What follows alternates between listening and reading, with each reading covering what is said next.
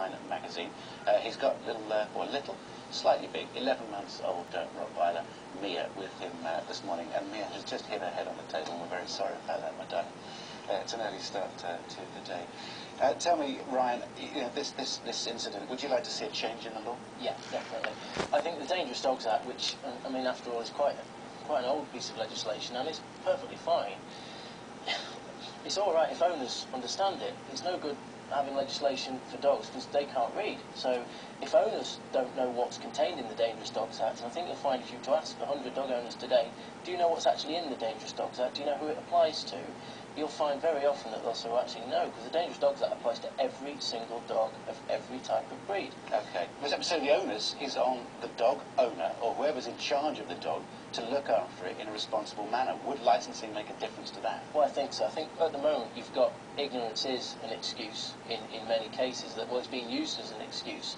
If I drive down the motorway and I think my brakes are a little bit dodgy, and I end up crashing into somebody, the police will say, well, you knew this was your responsibility, and just because you're not a mechanic doesn't excuse you from what's happened.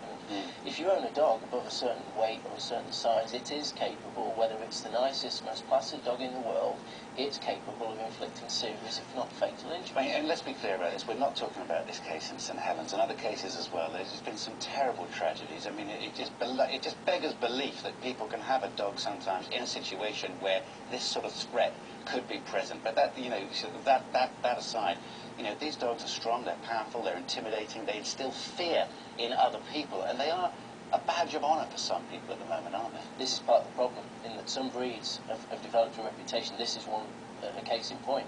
One of the most popular dog breeds in this country, and by and large, they're all fine. Unfortunately, they can be an attractive proposition for the exact type of person who shouldn't own a dog.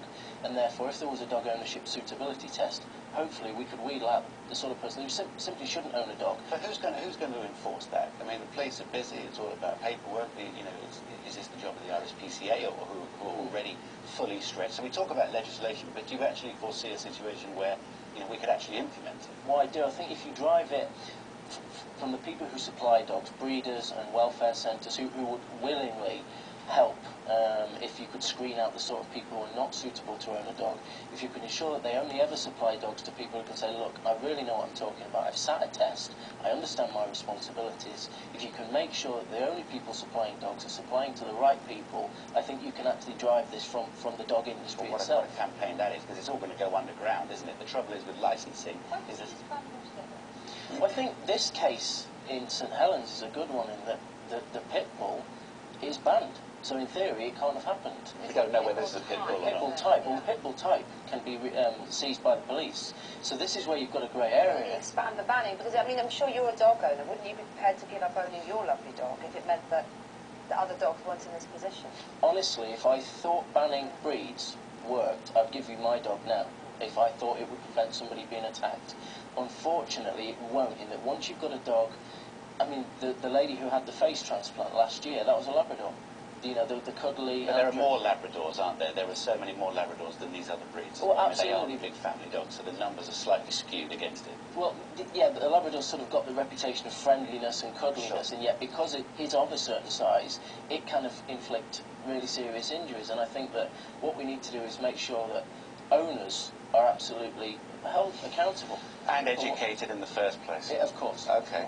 Right, it's good talking to you this morning, and thanks for bringing Mia in, who's been an absolute a little charmer here this morning.